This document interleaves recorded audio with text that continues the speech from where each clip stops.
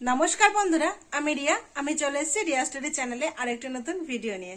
আজকে রবিবার, সময় এখন সকাল 6টা কি 6:30 মতন। সাধারণত আমি শনিবার আর রবিবার দিন একটু দেরি করে ঘুম থেকে উঠি, কিন্তু আজকে আমি একটু তাড়াতাড়ি উঠেছি। আজকেও যদিও বা ছুটি আছে, কিন্তু তা সত্ত্বেও আমি একটু তাড়াতাড়ি উঠেছি। কেন বলো তো?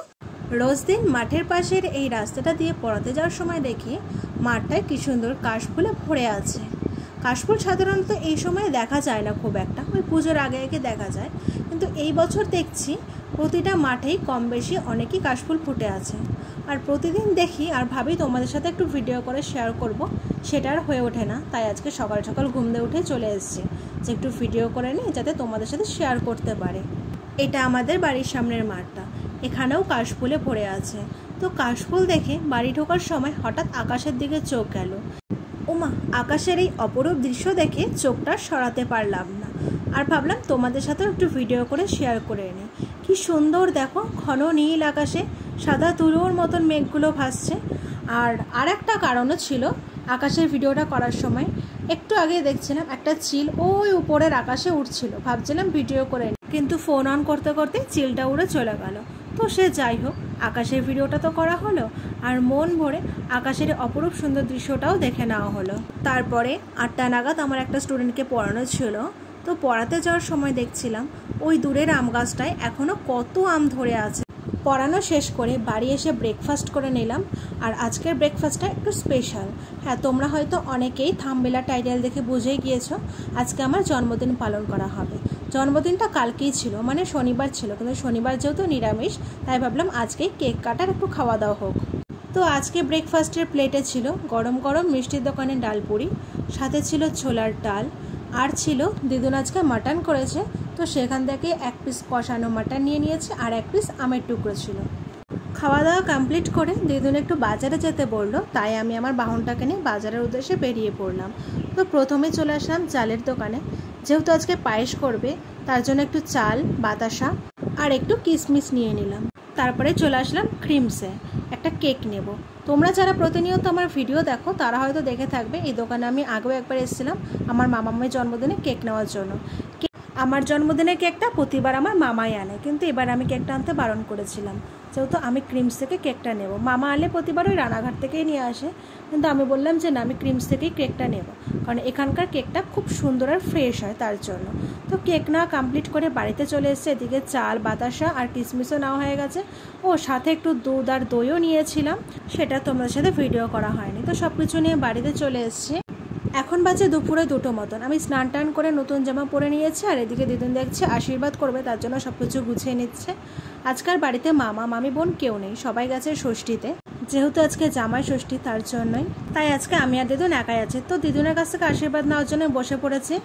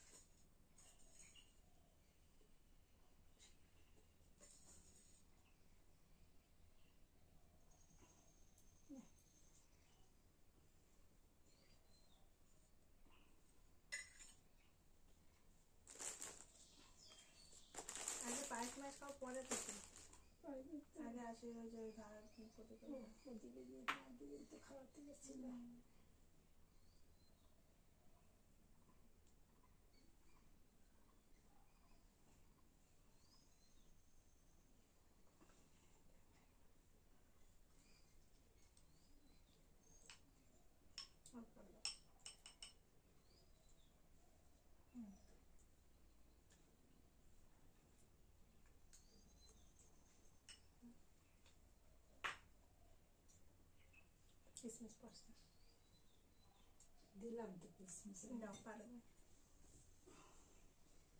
থাক, সুন্দর একটা বড় আসুক, সুখে থাক, শান্তিতে থাক। দিদুন আশীর্বাদ করে গিফটও দিয়ে দিল, আর এখন কেক কাটবো। তো তখন আমি এই কেকটাই আনলাম। তো কেকটা তোমাদের কেমন লাগছে অবশ্যই কমেন্ট করে জানিও। কেকটা দেখতে যতটা সুন্দর, খেতে তার থেকে আরও বেশি। তো তোমরা যারা ধুবুলিয়ার মধ্যে থাকো আর যারা এখনও ক্রিমস থেকে কেক ট্রাই করোনি তারা কিন্তু একবার না একবার ক্রিমস থেকে কেক বা পেস্ট্রি ট্রাই করে দেখতে পারো। আশা করি তোমাদেরও অনেক অনেক ভালো লাগবে। তো চলো এবার কেকটা কেটে নেওয়া যাক।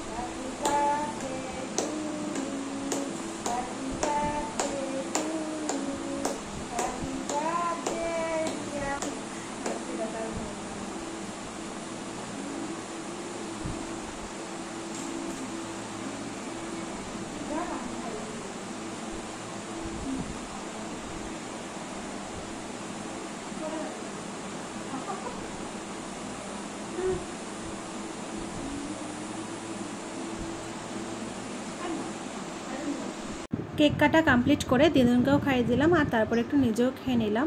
আর এখন লাঞ্চ করতে বসেছি।